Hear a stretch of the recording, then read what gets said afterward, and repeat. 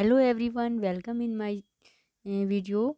आज मैं आप लोगों को डीएवी क्लास 6 के एसएसटी का चैप्टर नंबर 18 पढ़ाने जा रही हूँ। आप लोग चैप्टर को अच्छे से पूरा वीडियो जो है सो पूरा लास्ट तक देखें ताकि आपको चैप्टर जो है अच्छे से समझ में आए, क्योंकि अगर चैप्टर आपको पूरा अच्छे से समझ में नहीं आएगा तो आप क्वेश्चंस के आंसर जो है अपने से नहीं लिख पाएंगे। क्योंकि आपको जो क्वेश्चन के आंसर्स तो मैं आपको प्रोवाइड करा देती हूँ, लेकिन खुद भी आपको आना चाहिए कि क्वेश्चन का आंसर आप दे सकें और जान सकें कि ये सही है कि नहीं है।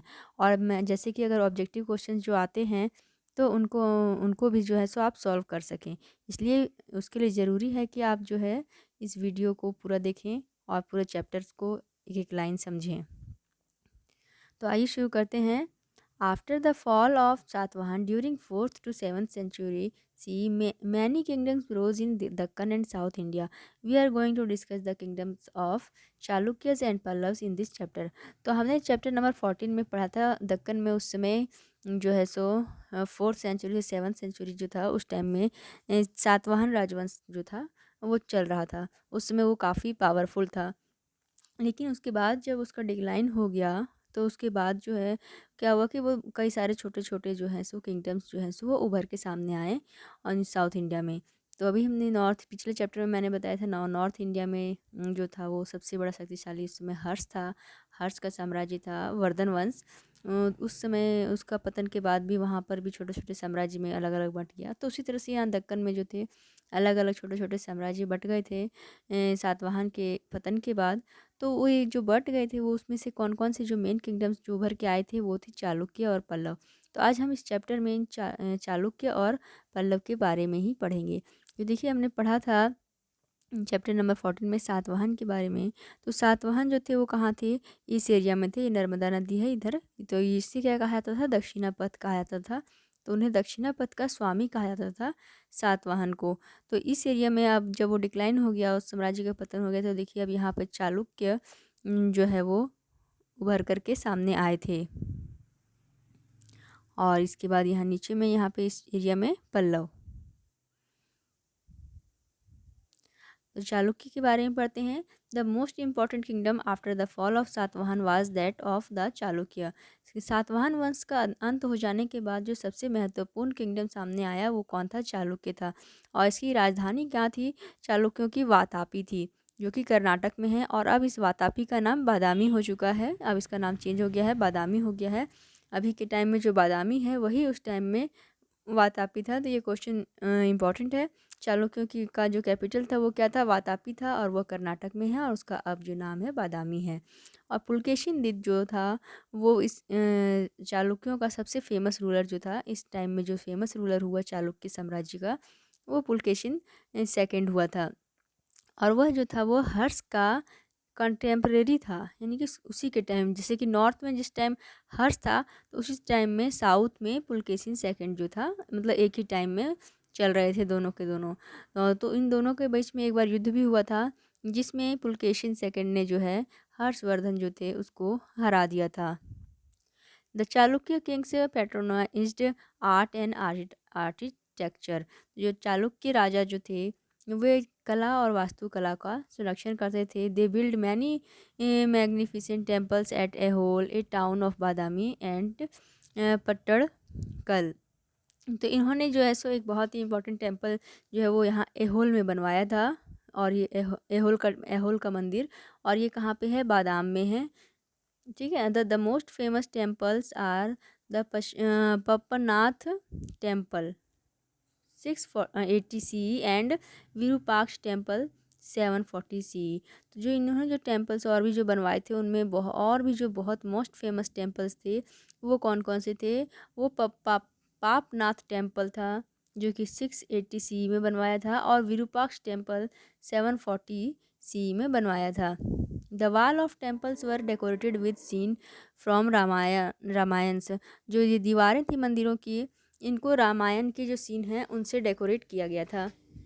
They also build caves, shrines and beautiful sculptures. A painting of Pulkesin II receiving the ambassador of Iran can be seen in the caves of Ajanta, Maharashtra. तो इन्होंने जो है सो कई सारी गुफाएं बनवाई थी और बहुत सारे सुंदर जो है स्कल्पचर्स बनवाए थे। और महाराष्ट्र के में अजंता की एक गुफा है जो कि महाराष्ट्र में है, वहाँ पर एक पेंटिंग है जिसमें पुलकेशिन सेकंड को ईरान के एम्बेसडर को रिसीव करते हुए दिखाया गया, उसका स्वागत करते हुए दिखाया गया है। In 753 C the Rashtrakuta king Danti Durg defeated the last Chalukya king Kirtivarman and ended the rule of the चालुक्यज।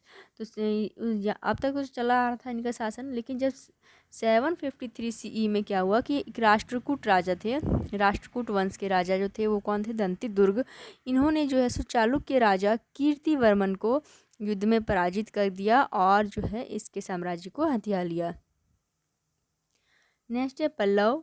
After the decline of Satavahana kings the Pallavas gain power in the south. तो जब सातवाहन वंश का अंत हो गया तो हमने देखा कि जो वहाँ पर महाराष्ट्र वाला इधर का एरिया था वहाँ पर चालुक्य का उदय हुआ और इधर जो नीचे साइड का एरिया था यहाँ पर पल्लव का उदय हुआ था, क्योंकि वो कई टुकड़ों में बंट करके कई सारे साम्राज्य का उदय हुआ था। तो इनमें से जो मेन पावरफुल थे चालुक्य और पल्लव थे। तो इनका जो कैपिटल था वो पल्लवों का वो कहाँ था, वह कांची था।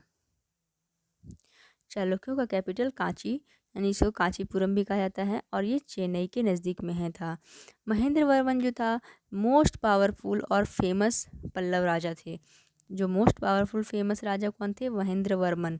जैसे चालुक्यों में सबसे मोस्ट फेमस कौन थे, पुलकेशिन सेकंड, और उसी तरह से पल्लव में मोस्ट फेमस और पावरफुल किंग जो थे वो महेंद्र वर्मन थे। और ये भी जो थे वो हर्षवर्धन का कंटेम्प्रेरी था, यानी कि उसी के काल समकालीन थे। उसी के जिस टाइम में नॉर्थ में हर्षवर्धन राजा थे उस समय ये साउथ में यहाँ पर जो है वो महेंद्र वर्मन और फिर पुलकेशिन सेकंड, ये तीनों जो हैं सो एक ही टाइम पीरियड में चल रहे थे।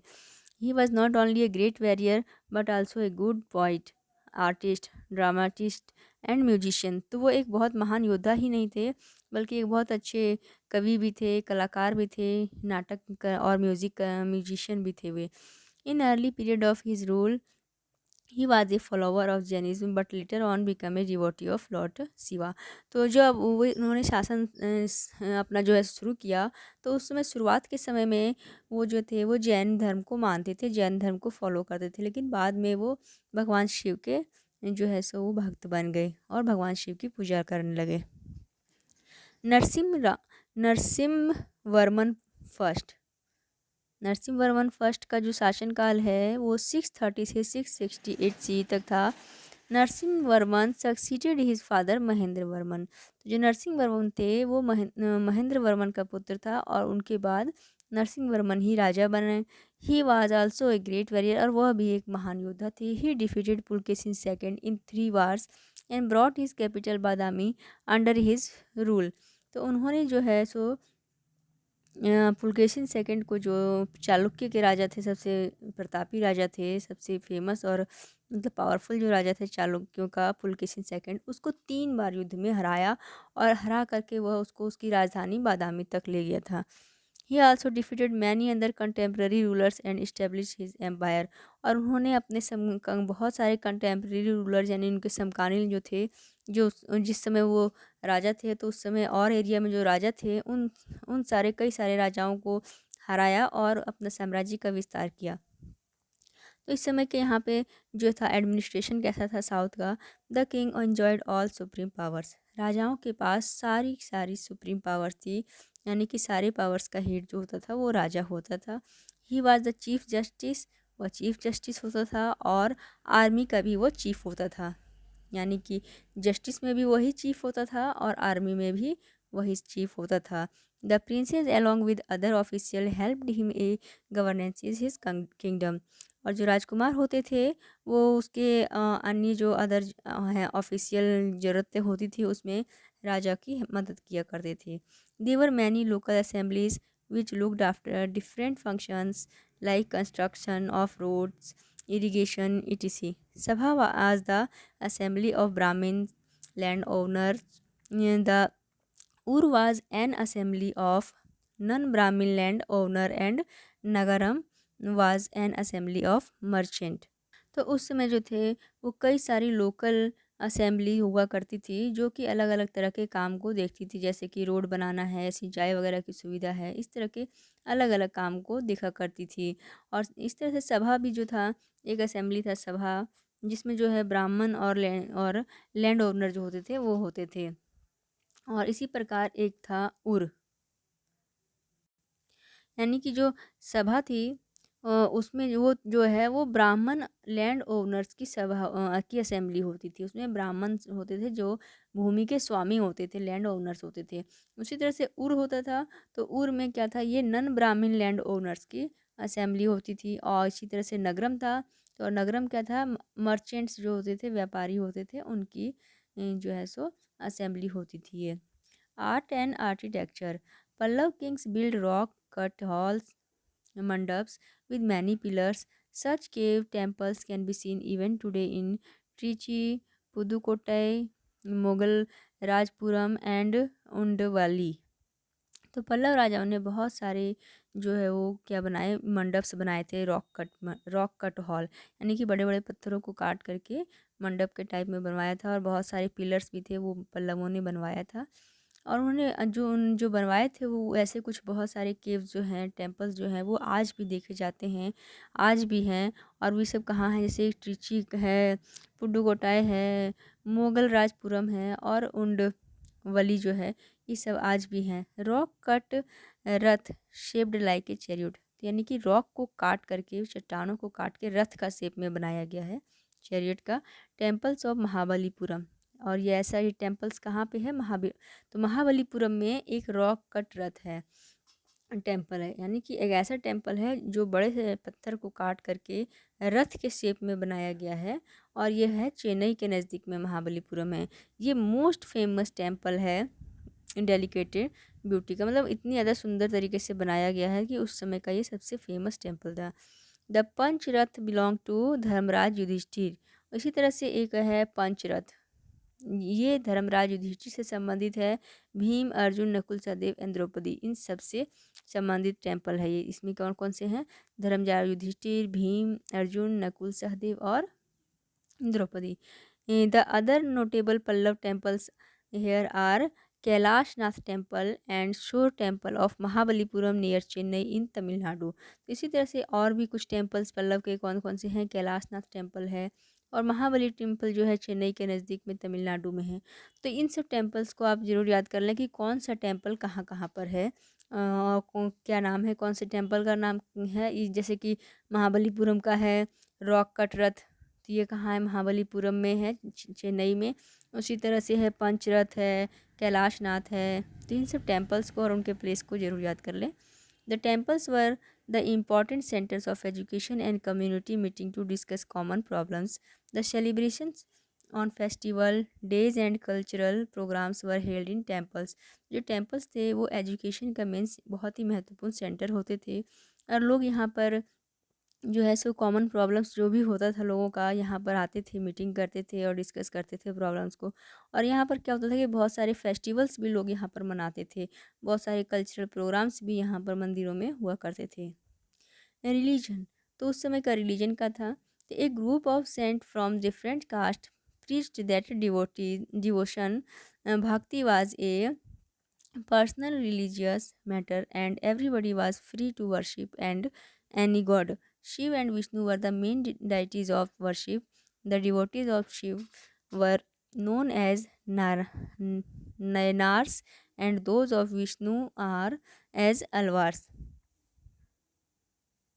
तो इस समय जो है संत संत लोगों का एक ग्रुप जो था वो अलग अलग जो है सो भक्त मतलब कि भक्ति का जो है सो दो पार्ट में बटा हुआ था, शिव और विष्णु का। जो लोग शिव की पूजा करते थे वो जैसे कि पिछले चैप्टर में मैंने पढ़ा था शैविज्म और विष्णु वैष्णविज्म था। तो जो उस समय जो था मेन धर्म जो था हिंदू धर्म में दो भागों में बटा हुआ था, शिव और विष्णु, इनके जो थे दो जो थे भगवान थे जिनकी मेन रूप से ज़्यादा पूजा की जाती थी। तो जो शिव धर्म को मानते थे, शिव धर्म के जो डिवोटीज़ थे उन्हें नैनार कहा जाता था, और जो विष्णु के जो थे डिवोटीज़ उन्हें अलवार्स कहा जाता था। ये संतों का एक ग्रुप होता था, नैनार संत और अलवार संत इनका ग्रुप था। तो जो शिव वाले थे उनको नैनार और जो विष्णु भक्त थे उन्हें अलवार कहा जाता था। तो आपका चैप्टर आज यहाँ पे कंप्लीट हो गया। आई होप आप लोगों को वीडियो समझ में आई होगी और आगे की जो क्वेश्चंस हैं आप इसे सॉल्व कर पाएंगे। तो क्वेश्चन नंबर ABC आप खुद सॉल्व करने की कोशिश करें। क्वेश्चन नंबर D और E मैं आपको प्रोवाइड करा दूँगी। थैंक्स फॉर वॉचिंग और please share this video to your friends also.